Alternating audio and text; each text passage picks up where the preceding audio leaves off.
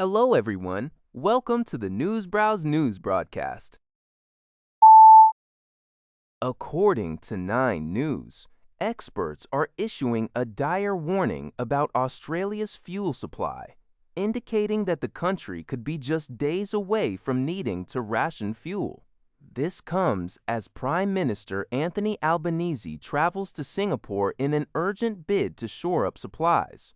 Although the federal government insists there's no immediate issue, New South Wales is already preparing for a worst-case scenario, with 34 stations currently dry and 125 lacking at least one type of fuel. Supply chain experts, such as Professor Ben Fahimia from Sydney University, suggest that early symptoms of rationing are already visible. Albanese plans to leverage Australia's natural gas exports to secure oil-based fuel from Singapore. The crisis also highlights vulnerabilities in food security, as farmers face shortages of diesel for machinery and imported fertilizer. Agriculture Minister Julie Collins is actively seeking alternative sources for urea, 60% of which typically comes from the Middle East. Meanwhile, higher petrol prices are driving a notable increase in electric vehicle and e-bike sales.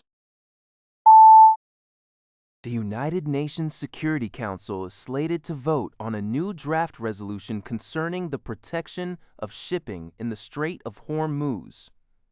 According to a source familiar with the situation in a Persian Gulf nation, the latest version of the draft has removed language that would allow for the use of force, a change made to avoid a potential veto.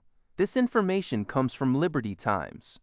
The resolution was initially set for a vote on the 3rd, then postponed to the 4th, and again to this week, with the vote now anticipated for 11 a.m. EST on the 7th.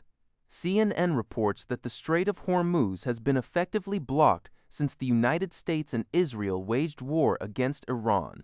The previous draft had authorized all necessary defensive means and permitted naval operations in the waterway to ensure the passage of vessels.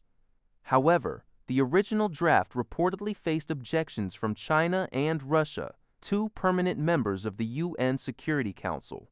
After several revisions, the new draft encourages states to coordinate defensive measures commensurate with the actual situation to ensure safe navigation in the strait. The revised text also reiterates rights and freedoms of passage through the strait, demands that Iran immediately cease all attacks targeting merchant vessels, and requests the UN Secretary-General to report on any further Iranian attacks. Additionally, the draft expresses concern over the spillover of shipping threats to the Strait of Bab al-Mandab in the Red Sea, where Yemen's Houthi rebels, allied with Iran, have previously launched attacks.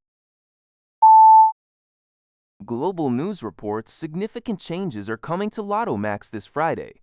The ticket price will increase from $5, but players will now receive 4 lines of numbers instead of 3. Additionally, the pool of numbers from which players choose their 7 numbers will expand from 1 to 50 to 1 to 52. The maximum jackpot will rise from $80 million to $90 million. New $100,000 Max Plus prizes, similar to Max Millions, will also be introduced, tied to the jackpot size. While the overall odds of winning any prize will improve to 1 in 5.8, players should note that the odds of hitting the main jackpot will slightly worsen, moving from 1 in 33.3 million to 1 in 33.4 million per play. However, the chances of winning smaller prizes, such as matching 5 out of 7 numbers or receiving a free play, will see improvement. The Ontario Lottery and Gaming Corporation oversees the game in the province. City News Everywhere reports that Toronto's TTC Line 2 Bloor-Danforth experienced a major service disruption Tuesday morning after an overnight hydraulic fluid leak at Old Mill Station. Service is currently suspended between Jane and Islington stations, with no trains running in either direction. The incident, which occurred around 2:30 a.m. during scheduled track work, but before it began has led to significant delays and crowding during the morning rush.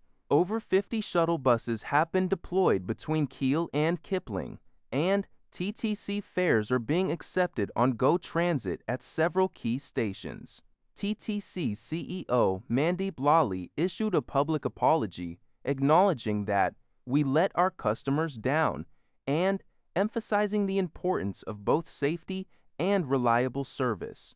Lally has ordered an immediate and comprehensive review of the incident, including equipment, planning, work practices, and oversight, to identify root causes and implement corrective actions. The goal, he stated, is to prevent such an incident from happening again. No estimated time for full subway service resumption has been provided.